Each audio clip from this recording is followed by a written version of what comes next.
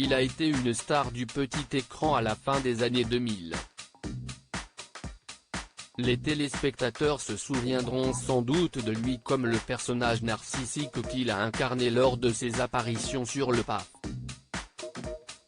Tous se souviendront néanmoins de sa victoire lors de la 3e saison de La Ferme Célébrité. Mais s'il s'est éloigné de cette image d'alter ego en quête constante de buzz, Mikael Vendetta suscite désormais le malaise et même la polémique, notamment en raison de sa prise de position complotiste face à la crise sanitaire provoquée par le coronavirus. Ce lundi 12 juillet, il a donc suivi de près les annonces d'Emmanuel Macron sur les antennes de TF1 et de France 2.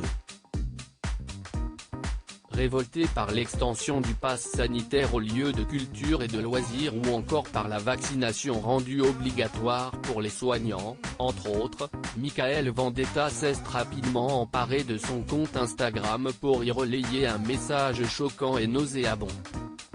Encore une comparaison qui fait réagir puisque, très, malsaine. Il a effectué un parallèle avec un crime qui a fait 3 victimes par heure en France, durant l'année 2020, à en croire des statistiques révélées par le ministère de l'Intérieur en janvier dernier. Le vaccin obligatoire, si est comme un viol. Une pénétration sans consentement, a-t-il écrit. En légende, non, je ne me ferai pas violer par Big Pharma. Une déclaration qui ne pourra que alimenter la méfiance anti-vaccin. Qu'en ont pensé les internautes?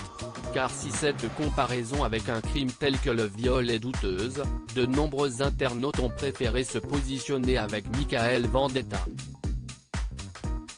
Vrai, clairement le mot approprié, oui, tout est résumé, ont écrit quelques internautes en commentaire.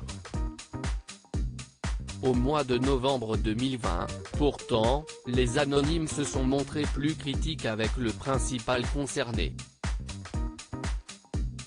Le créateur de la bogossitude a alors relayé une théorie complotiste au sujet de la 5G, toujours sur Instagram.